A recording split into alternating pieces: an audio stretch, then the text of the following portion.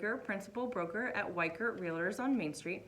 I just got finished writing a really strong offer for this great house up on Bull Mountain, and it got me thinking. I get asked a lot, what makes a great offer? What makes an offer strong? How can we make sure our offer is the offer that gets accepted? It's a great question, and it's a really hard question. The hardest part of that question is that if you're in a multiple offer situation, we're not gonna know what the other offers are. The other agent will tell us how many offers they get, but not what price they're at. So it's really difficult sometimes to know where you should offer. But there are other things that can make an offer strong.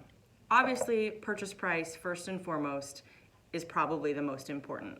A higher offer is going to be stronger than an offer that's a little bit less. Great, that's a given. But there are some other things that you can negotiate that might bump your offer up a little bit. One common thing is called a rent back. So right now, inventory is so low that there are sellers out there who are listing their home and getting ready to sell that haven't found their replacement home and are going to need to stay a little bit longer in their home before they can move. So what this means is you can offer them some time after closing to stay in their house that they can figure out their move and get situated a little bit and feel a little less stressed. That can really help make your offer a little bit stronger than one that wants to move in right away. Another thing is you can offer to take the house as is.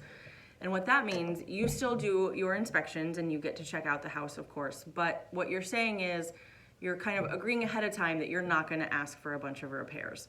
If the house is in reasonably good condition and you think there's not really gonna be much that comes up, you can offer the as is, and then they know going into it and accepting your offer that they're not gonna get nickel and dimed for a bunch of repairs. Again, you still get to do your inspections and you can still walk away if stuff turns out to be terrible. You're just letting them know ahead of time you don't intend to ask them for a bunch of stuff. Another thing you can do, this is pretty extreme, but you can choose to waive the appraisal contingency. And what that means, usually your contract says that if the house doesn't appraise for whatever you've offered, if it appraises for less, let's say, you don't have to take it. That the loan isn't going to go that high, you'll have to renegotiate the price, great. If you choose to waive the appraisal, what that means is you're saying no matter what the appraisal comes in at, even if it's low, you'll pay the difference. You'll come up with the cash that it'll still be fine. And how that can be an advantage, if they've got multiple offers that are above listing price and they think that it might not appraise that high, and you're saying that you'll pay the difference regardless, you are now obviously going to be the top offer. Again, that's extreme. We don't just recommend that in every case by any means, but if you're comfortable with that and that's something you want to do, that's one way to make a really strong offer. First and foremost, the most important thing in the world, you should have an agent that you listen to and that you trust. If your agent is telling you that that house that you're looking at and you want to offer on has multiple offers and they think that it's likely going to go a certain amount above asking, listen to them. We know the market. We can usually tell what's going to happen with a house like that.